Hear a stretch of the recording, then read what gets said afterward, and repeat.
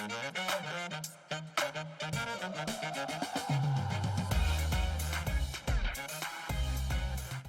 you're never too young to start learning about money, from investing to earning to saving. But unfortunately, most kids are not taught financial basics in school. That's where our next guest comes in. Author and financial expert Sharon Lechter is here to help us out a bit. So welcome to the show. Well, thank you. Yes. Delighted to be here. So great to have you here. We were just talking about kids and money, my kids. And I want to start with this because I always tell my kids money doesn't grow on trees. And you say that's not something we should be saying. No, most of us have had that. We grew up in homes that said money doesn't grow on trees, Right. pinch your pennies, save for a rainy day. So as we were growing up, money negative, money negative, money negative, that builds a scarcity mindset. It's depressing. Yeah, it's depressing. Right? I wish it grew on trees. Yes, yes. And so we were afraid we're never going to have enough money. And then when we have a little success, we're afraid we're going to lose it. So I say the first thing is to choose your words very carefully. And with our children, are we saying we can't afford it to them? That's negative, right? So when your daughter wants a pair of shoes, we were just talking about this, you know, instead of saying we can't afford it, say, well, how are you going to earn the money to be able to buy the shoes?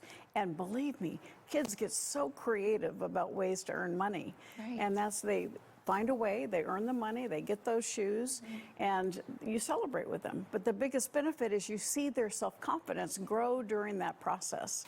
And that's the greatest benefit you can have, because you start converting that scarcity mindset to one of abundance. Okay. And how can I instead of I can't? Yeah. So how do you feel about allowance? Or are there other tips that parents can do to kind of put that in kids' minds early to save and invest and all that good Well, stuff? I love that question because, you know, every parent has the right to determine the allowance. But I say, you know, there are some things that a child does because they're human and they need to do it. Right. Brushing their teeth, right? Taking a shower. They shouldn't get paid for that. There's certain things that they do as part of the family. You know, maybe it's the dishes or something, and they shouldn't get paid for that because that's just part of being part of the family. Community, helping the neighbor roll out her trash can. Yeah. But then those over and above things, helping you clean out the garage or finding ways, because, you know, the most successful businesses solve problems and serve needs. Kids want to do that too. Yeah. So they find a way they can help and they can earn that extra money. Yeah, okay. Well, let's talk briefly. So we talked about younger kids, then kids get to high school, they start thinking about college and maybe taking out a loan. Kind of walk us through that. Is that something kids should be looking at, or loans and private loans, federal loans? It can get very confusing. Absolutely. And at that age, a lot of times parents kind of are hands off, and they should not be, because they need to help them read the fine print. Yes. So important. And there are so many options. The first step is to determine, you know, do you know what you want to do? The largest major declared is undecided. Right? And so maybe you want to go to a community college for the first couple of years until you know what you want to do. Right. But then something that people don't even think about is scholarships, grants, where you don't have to pay them back. Right. And there's so many that go unclaimed. So really research your options of how you can find scholarships and grants. Work with your advisor at school. Okay. Because yes, you have the ability to get student loans. You can get federally based student loans, and they're easier to qualify. You don't have a credit check. You don't have to have a cosigner. And then there are private school loans, which are usually a little higher interest rate, and you have to have a cosigner. But each one has different criteria as to how you qualify for it. Be very careful to pay attention. Do you have to start paying it back right away or after you graduate?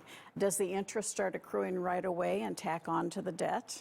Or all these things that you need to pay attention to. Yeah. You know, I had a friend just last month, their child was going to sign up for this loan. I said, did you read the fine print? Yeah. And then understand, a lot of kids today, because they hear all this news about student loan forgiveness, they assume they're going to be forgiven. Don't assume that. Don't assume it, right? You know, and so there's lots of ways to think about how you pay it back. All right. So, do I pay it back by putting it on automatic payments? Right. Do I pay it back?